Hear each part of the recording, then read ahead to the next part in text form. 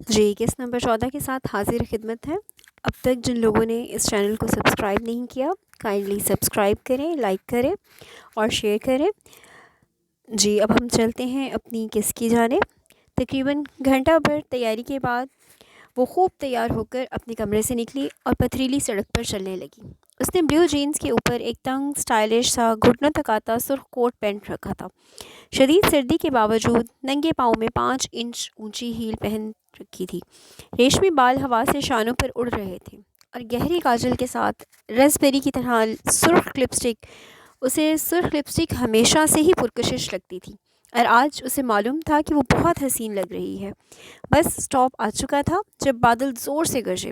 یہ bus stop university کے اندر ہی تھا۔ سبانجی کی ہیروئن گورسل تھی۔ گورسل بس سروس وہ سبانجی کے طلبہ کے لیے ہی چلتی تھی اور انہیں استنبول شہر تک لے جایا کرتی تھی۔ ہالے نے اسے گورسل کا شیڈیول رٹوا دیا تھا۔ جس دن تمہاری گورسل چھوٹی تمہیں ہالے نور بہت یاد آئے گی، اس نے سختی سے تاکید کرتے ہوئے کہا تھا۔ گورسل اپنے مقررہ وقت سے ایک لمحہ تاخیر نہیں کرتی تھی، اور اگر آپ چند سیکنڈ بھی دیر سے آئے تو گورسل گئی۔ اب وہ گھنٹہ بیٹھ کر اگلی گورسل کا انتظار کریں۔ جب وہ گورسل میں بیٹھی تو آسمان پر سیاہ بادل اکٹھے ہو رہے تھے۔ جب گورسل نے باسفورس کا عظیم الشان پل پار کیا تو موٹی موٹی بوندیں پانی میں گر رہی تھیں، اور جب وہ ٹاکسم اسکوائر پر پہنچی تو استنبول بھیگ رہا تھا۔ ٹاکسم اسکوائر استنبول کا ایک مرکزی چوک تھا۔ وہاں عین وسط میں اتاترک سمیت تاریخی شخصیات کے مجسمے نصب تھے۔ مجسمہ آزادی ایک طرف ہرا بھرا سا پارک تھا اور دوسری طرف میٹرو ٹرین کا زیر زمین اسٹیشن۔ وہ بس سے اتری تو بارش تڑا تڑ برس رہی تھی، موٹے موٹے قطرے اس پر گر رہے تھے۔ وہ سینے میں بازو لپیٹے تیز تیز سڑک پار کرنے لگی۔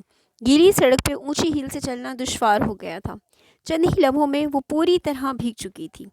زیر زمین میٹرو اسٹیشن تک جاتی وہ چوڑی سیڑھیاں سامنے ہی تھیں۔ وہ تقریباً دوڑ کر سیڑھیوں کے دہانے تک پہنچی ہی تھی کہ چٹخ کی آواز آئی۔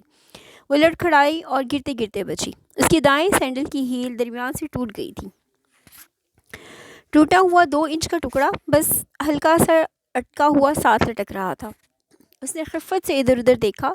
لوگ مصروف سے انداز میں ادھر ادھر سے گزر رہے تھے۔ شکر کہ کسی نے دیکھا نہیں تھا۔ بارش اسی طرح برس رہی تھی۔ اس کے موٹے بال گیلی لٹوں کی صورت چہرے کے اطراف پھیل چکے تھے۔ اس نے کوف سے ٹوٹے جوتے کے ساتھ زینہ اترنا چاہا، مگر یہ ناممکن تھا۔ جھنجھلا کر وہ جھکی، دونوں جوتوں کے اسٹریپس کھولے، پاؤں ان میں سے نکالے اور جوتے اسٹریپس سے آزاد کر کے سیدھی کھڑی ہوئی۔ نیچے ٹرین کے پہنچنے کا شور مچ گیا تھا۔ وہ بھاگتے ہوئے ننگے پاؤں زینہ اترنے لگی۔ اس کے پہلو میں گرے ہاتھ سے لٹکے جوتے ادھر ادھر جھول رہے تھے۔ میٹرو کا ٹکٹ 1.5 لیرہ کا تھا، چاہے جسی بھی اسٹیشن پر اترو۔ وہ ٹکٹ لے کر جلدی سے ٹرین میں داخل ہوئی تاکہ کسی کے محسوس کرنے سے قبل ہی معتبر بن کر جوتے پہن کر بیٹھ جائے۔ میٹرو میں نشستیں دونوں دیواروں کے ساتھ سیدھی قطار میں تھیں۔ کھڑے ہونے والوں کے لیے اوپر راڈ سے ہینڈل لٹک رہے تھے۔ وہ ایک ہینڈل کو پکڑے بھیڑ میں راستہ بنانے لگی۔ اس کی نظر کونے کی ایک خالی نشست پر تھی، مگر آگے چلتے شخص نے تو گویا راستہ روک رکھا تھا۔ جب تک وہ کونے والی نشست پر بیٹھا نہیں، وہ آگے نہیں بڑھ سکی۔ پھر اس کے بیٹھتے ہی دھم سے اس کے برابر کی جگہ پر آ بیٹھی۔ وہ سیاہ سوٹ میں ملبوس شخص شناسا سا لگا تھا۔ لمحے بھر کو اس کا سانس رک گیا۔ وہ جہان سکندر تھا۔ بہت قیمتی اور نفیس سیاہ سوٹ میں ملبوس، جلد سے بال پیچھے کی طرف کیے، وہ چہرے پر ڈھیروں سنجیدگی لیے اخبار کھول رہا تھا۔ بریف کیس اس نے قدموں میں رکھ دیا تھا۔ وہ متحیر سی سامنے دیکھے چلی گئی۔ کنکھیوں سے اسے چہرے کے سامنے اخبار پھیلائے نظر آ رہا تھا۔ سامنے والی قطار اور ان کی قطار کے درمیان اوپر لگے ہینڈل پکڑ کر کھڑے لوگوں سے جگہ بھرنے لگی تھی۔ وہ اس عجیب اتفاق پر بہت ششدر تھی۔ ہاتھ سے لٹکتے جھولتے اسے بھول ہی گئے تھے۔ یاد رہا تو بس اتنا کہ وہ کتنا قریب مگر کتنا دور تھا۔ وہ اسے کتنا اور کیسے مخاطب کرے۔ اور وہ اسے دیکھے بنا ٹرین سے اتر گیا تو اس کا دل ڈوبنے لگا، مگر وہ تو شاید اسے پہچانے بھی نہ۔ اس سرد مہر کم گوش شخص سے اسے یہی توقع تھی۔ چند پل سرکے تھے کہ جہان نے صفحہ پلٹنے کی غرض سے اخبار نیچے کیا اور انگوٹھے سے اگلے صفحے کا کنارہ موڑتے ہوئے ایک سرسری سی نگاہ پہلو میں بیٹھی لڑکی پر ڈالی۔ پھر صفحہ پلٹ کر اخبار کی جانب متوجہ ہو گیا، لیکن اگلے ہی پل وہ رکا اور گردن موڑ کر دوبارہ اسے دیکھا۔ اس کی بھیگی موٹی لٹیں رخساروں سے چپک گئی تھیں۔ پانی کے قطرے تھوڑی سی نیچے گردن پہ گر رہے تھے۔ وہ اس کی طرف متوجہ ہونے پہ بھی سانس روکے سامنے دیکھے گئی۔ اوہ حیا! وہ لمحے بھر حیرت کی آواز کہیں دور سے آئی تھی۔ حیا نے دھیرے سے پلکیں اس کی جانب اٹھائیں۔ کاجل کی لکیر مٹ کر نیچے بہہ گئی تھی۔ تب بھی ان اداس آنکھوں میں عجیب سا سحر دکھتا تھا۔ جہان سکندر، وہ بدقت رسمن مسکرائی۔ حیا کیسی ہو؟ اکیلی ہو؟ کہنے کے ساتھ ہی جہان نے ارد گرد نگاہ دوڑائی۔ وہاں کوئی مسافر حیا کا ہمسفر نہیں لگ رہا تھا۔ جی اکیلی ہوں۔ میں نے یہ بھی پوچھا کہ کیسی ہو؟ مسکراتے ہوئے اپنائیت سے کہتے ہوئے وہ اخبار طے کرنے لگا۔ جو اس کے لیے ہتھوڑی اور میخے نہیں رکھ سکتا تھا اب اخبار رکھ رہا تھا۔ خدایا، کیا یہ وہی سکندر تھا؟ ممی تمہیں یاد کر رہی تھی۔ تم پھر کب آؤ گی گھر؟ اخبار ایک طرف رکھ کر وہ پوری توجہ سے حیا کی جانب متوجہ تھا۔ وہ یک ٹک اسے دیکھے ہی چلی گئی۔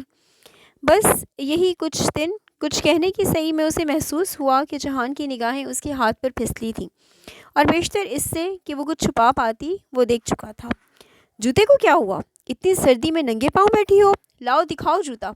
وہ خفاسا ہوا تھا یا فکر مند، اسے سوچنے کا موقع ہی نہ ملا۔ جہان جوتا لینے کے لیے جھکا تو اس نے بے بسی سے ٹوٹی ہوئی ہیل والے سینڈلز سامنے کر دیے۔ یہ تو الگ ہونے والا ہے۔ اس کے ہاتھ سے جوتا لے کر اب وہ اسے الٹ پلٹ کر دیکھنے لگا۔ حیا نے بے چینی سے پہلو بدلا۔ جہان، رہنے دو، ٹھہرو، شاید یہ جڑ جائے۔ وہ جھک کر دوسرے ہاتھ سے بریف کیس میں سے کچھ نکالنے لگا۔ جہان، لوگ دیکھ رہے ہیں، یہ پکڑو ذرا۔ وہ سیدھا ہوا اور جوتا حیا کو تھمایا، پھر ہاتھ میں پکڑا، ٹیپ کھولا، کافی لمبا سا اسٹریپ کھول کر دانت سے کاٹا۔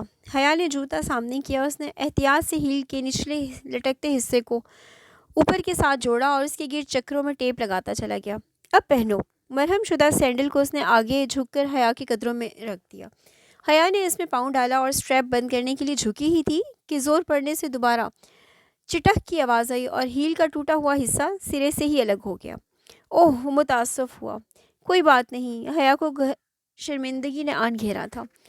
یہ سرد مہر اور تلخ جہان نہیں بلکہ کوئی اپنا سا شخص لگتا تھا۔ وہ جواب دینے کی بجائے جھک گیا تھا۔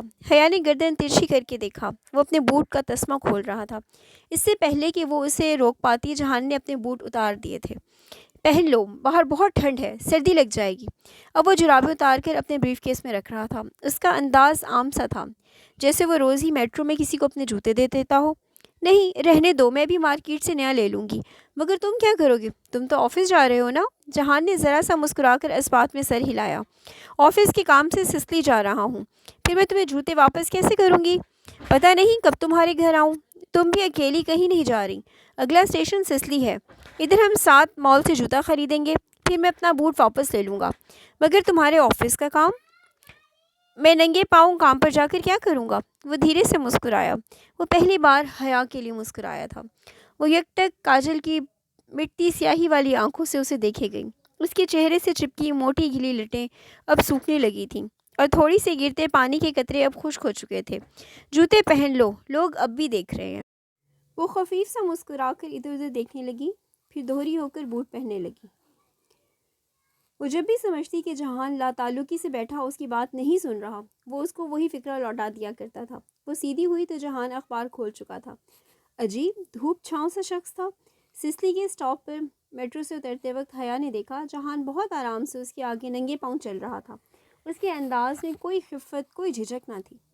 وہ دونوں خاموشی سے سیڑھیاں چڑھنے لگے۔ چند زینے بعد ہی اوپر سیڑھیوں کے اختتام پر سڑک اور کھلا آسمان دکھائی دینے لگا تھا۔ وہ جہان کی دائیں طرف تھی۔ آخری سیڑھی چڑھتے ہوئے اس نے دیکھا زمین پر ایک کیل نکلی پڑی تھی۔ اس سے پیشتر کہ وہ مطلع کر پاتی، جہان کا پاؤں اس کیل کے نوکدار حصے پہ آیا۔ جب اس نے دوبارہ پاؤں اٹھایا تو اس کی ایڑی سے خون کی نندی سی بوند نکل گئی تھی۔ اس نے بے اختیار جہان کے چہرے کو دیکھا۔ وہ سکون سے سیٹ میں دیکھتا تیز تیز چل رہا تھا۔ جہان، تمہارا پاؤں، تمہیں زخم آیا ہے؟ وہ اس کے ساتھ چلنے کی کوشش میں تیزی سے چلنے لگی تھی۔ خیر ہے؟ وہ رکا نہیں۔ مگر تمہارا خون نکلا ہے۔ وہ واقعتاً پریشان ہو گئی تھی۔ بچوں والی بات کرتی ہو تم بھی۔ اتنے ذرا سے خون سے میں زخمی تو نہیں ہو گیا؟ بہت ٹف زندگی گزاری ہے میں نے۔ وہ دیکھو سامنے جواہر مال۔ اس سے کچھ کہنا بیکار تھا۔ وہ چپ ہو کر اس کے ساتھ مال کے قریب رکی۔ وہ ایک بلند و بالا خوبصورت نیلے سرمئی شیشوں سے ڈھکی عمارت تھی۔ اس کے اوپر ایک بڑا سا ستارہ اور اطراف میں چھوٹے چھوٹے ستارے بنے تھے۔ بڑے ستارے کے اوپر سواہر مال لکھا تھا اور جہان ترکوں کی طرح سی کو جے پڑھ رہا تھا۔ یہ جواہر مال ہے۔ یورپ کا سب سے بڑا اور دنیا کا چھٹا بڑا شاپنگ مال، وہ فخر سے بولا تھا۔ جواہر اندر سے بھی اتنا ہی عالی شان تھا، سفید ٹائلوں سے چمکتے فرش، اوپر تک آتی 500 منزلوں کے برآمدے، اور ہر مال کی طرح وہ درمیان سے کھوکھلا تھا۔ عین وسط میں ایک اونچے کھجور کے درخت ٹاور کی طرح لگے تھے، اور یہ روشنیوں اور کمکملوں سے مزین ٹاورز 5ویں منزل تک چھت تک جاتے تھے۔ وہ مسحور سی گردن اٹھائے اوپر 5 منزلوں کی بالکونیاں دیکھ رہی تھی، جہاں انسانوں کا ایک بے فکر ہنستا مسکراتا ہجوم ہر سو بکھرا تھا۔ رنگ، خوشبو، عمارت، چمک، وہ یورپ تھا۔ جوتے خرید کر وہ دونوں اوپر چلے آئے۔ حیا نے جوتوں کا بل بنواتے ہی جلدی سے ادائیگی کر دی تھی تاکہ جہان کو موقع ہی نہ مل سکے۔ وہ اس پہ خاصا خفا ہوا، مگر جہان کو جو بھی کرنا تھا کر لیا۔ حیا پرسکون تھی۔ حال نور سمیت وہ کسی بھی ترک سے کچھ بھی لینے میں آڑ نہیں سمجھتی تھی، مگر جہان سکندر کا احسان کبھی نہیں۔ 4 منزل کی دکانوں کے آگے چمکتی بیلکونی میں وہ دونوں ساتھ ساتھ چل رہے تھے۔ لوگوں کے رش میں رستہ بناتی حیا کو جہان کی رفتار سے ملنے کے لیے تقریباً بھاگنا پڑ رہا تھا، پھر بھی وہ پیچھے رہ جاتی اور وہ آگے نکل جاتا۔ وہ اس کا ساتھ دینے کی کوشش میں اب تھکنے لگی تھی۔ شاید یہی ان کی زندگی کی کہانی تھی۔ جہان نے ایک شیشے کا دروازہ کھولا اور ایک طرف سے ہٹ کر راستہ دیا۔ Thank you. وہ سرخ کوٹ کی جیبوں میں ہاتھ ڈالے مسکراتی ہوئی اندر داخل ہوئی اور وہ اس کے پیچھے آیا۔ وہ ریسٹورانٹ تھا، نرم گرم سا ماحول، ہیٹر اور باہر کے سرما کی ملی جلی خنکی مدھم روشنیاں، پیچھے بجتا میوزک۔ آرڈر کرو۔ وہ ایک کونے والی میز کے گرد آمنے سامنے بیٹھ گئے تو جہان نے کہا۔ اپنا کوٹ اتار کر اس نے کرسی کی پشت پر رکھ دیا تھا اور اب وہ کف کھول کر آستین موڑ رہا تھا۔ مگر یہ دعوت کس خوشی میں ہے؟ حیا دونوں کوہنیاں میز پر ٹکائے، دائیں ہتھیلی تھوڑی تلے ٹکائے دلچسپی سے اسے دیکھ رہی تھی۔ چہرے کے دونوں اطراف میں گرتے بال اب خاصے سوکھ چکے تھے۔ تمہارے اس خوبصورت کوٹ کی خوشی میں، اور یہ دعوت میری طرف سے ہے، اب آرڈر کرو۔ حیا نے گردن جھکا کر ایک سرسری سی نگاہ اپنے کوٹ پر ڈالی۔ مگر دعوت تمہاری طرف سے ہے تو آرڈر تمہیں ہی کرنا چاہیے۔ اس نے جہان کی بات نظر انداز کر دی کہ شاید وہ مذاق کر رہا ہے۔ ٹھیک ہے۔ جہان نے مینیو کارڈ اٹھایا اور صفحے پلٹنے لگا۔ وہ محب سی اس کے وجیح چہرے کو دیکھے گئی۔ کیا وہ جانتا تھا کہ وہ اس کی بیوی ہے؟ اتنی بڑی بات وہ نہ جانتا؟ کیا یہ ممکن تھا؟ اس روز تم نے بہت غلط بات کی تھی جہان، مجھے تم پر بہت غصہ آیا تھا۔ جب وہ آرڈر کر چکا تو وہ یوں ہی بند مٹھی تھوڑی تلے ٹکائے اسے تکتے ہوئے بولی، میں نے کیا کیا؟ وہ حیران ہوا۔ پتہ نہیں کس نے میرے نام وہ پھول بھیجے اور تم نے کہا کہ میرا ویلنٹائن؟ میں ایسی لڑکی نہیں ہوں جہان، اور نہ ہی میں جانتی ہوں کہ وہ پھول کس نے بھیجے تھے۔ اوکے۔ جہان نے سمجھنے والے انداز میں اس بات میں سر کو جنبش دی، مگر وہ جانتی تھی کہ اسے یقین نہیں آیا۔ ریسٹورانٹ میں گہما گہمی تھی، ارد گرد ویٹرز میزوں کے درمیان راستہ بناتے ٹرے اٹھائے تیزی سے پھر رہے تھے۔ پس منظر میں بجتی موسیقی کے سر بدل چکے تھے۔ اب ایک ترک گلوکار کسی دھیمی سی لہ والا گیت گنگنا رہا تھا۔ ویسے تم صبح کہاں جا رہی تھی؟ میں یہی سسلی ہی آ رہی تھی، شاپنگ وغیرہ کرنے۔ ویٹر کافی لے آیا اور اب ان دونوں کے درمیان جھکا ٹرے سے دوسرا کپ اٹھا رہا تھا۔ بہادر لڑکی ہو، اکیلی گھوم پھر لیتی ہو، جہان نے مسکرا کر کہتے ہوئے اپنی کافی میں شکر ڈالی۔ استنبول میں یہ بہادری مہنگی تو نہیں پڑے گی؟ مطلب؟ کافی کا بھاپ اڑاتا ہوا کپ لبوں سے لگاتے ہوئے جہان کی آنکھوں میں الجھن ابھری۔ اس نے ایک گھونٹ بھر کر کپ نیچے رکھ دیا۔ مطلب ڈرگ مافیا، آرگنائزڈ کرائم یا اسٹریٹ آرگنائزیشن جیسی ترکیات سے واسطہ تو نہیں پڑے گا؟ وہ کوہنیاں میز پر رکھے آگے ہوئی اور چہرے پہ سادگی سجائے آہستہ سے بولی، کیونکہ سنا ہے یہاں ان سب سے پالا پڑ سکتا ہے۔ اچھا، کس سے سن لی تم نے ایسی خوفناک باتیں؟ جہان نے مسکرا کر سر جھٹکا۔ تم بتاؤ، یہ پاشا کون ہے؟ پاشا کو نہیں جانتی؟ تو ترکی کیوں آئی ہو؟ مصطفیٰ کمال پاشا، یہ کمال اتا ترک پاشا، وہ ترکوں کا باپ تھا۔ وہ نہیں، میں استنبول کے پاشا کی بات کری ہوں، عبد الرحمن پاشا کی۔ کافی کا مگ لبوں تک جاتے ہوئے جہان نے رک کر نہ سمجھی سے اسے دیکھا۔ کون؟ کافی سے اڑتی بھاپ لمحے بھر کے لیے اس کے چہرے کو ڈھانپ گئی۔ ایک بھارتی اسمگلر جو یورپ سے ایشیا اسمگل کرنے میں مشہور ہے۔ کم آن، اس نے کپ رکھ کر سنجیدگی سے حیا کو دیکھا۔ استنبول میں ایسا کوئی مافیا راج نہیں ہے۔ یہ کس نے تمہیں کہانیاں سنا دی؟ یوں ہی مشہور ہونے کے لیے کسی نے اپنے بارے میں کوئی افواہ اڑائی ہوگی۔ تم استنبول کو کیا سمجھ رہی ہو؟ حالے کی طرح وہ ایک خالص ترک تھا، اپنے استنبول کے دفاع کے لیے جی جان سے تیار۔ ویٹر جہان کے اشارے پہ بل لے آیا تھا اور جہان اپنے بٹوے سے کارڈ نکال کر اس کی فائل میں رکھ رہا تھا۔ رائی ہوتی ہے تو پہاڑ بنتا ہے نا حیا، یہ پاکستان نہیں ہے، جہان نے ذرا تفاخر سے جتا کر کہا تو اس نے لب بھینچ لیے۔ کارڈ رکھ کر جہان نے فائل بند کر کے ایک طرف رکھ دی۔ پاکستان میں یہ سب بھی نہیں ہوتا اور بل میں دوں گی۔ حیا نے تیزی سے فائل اٹھائی اور کھولی۔ جیسے میں جانتا ہی نہیں، جہان کی اگلی بات لبوں میں ہی رہ گئی۔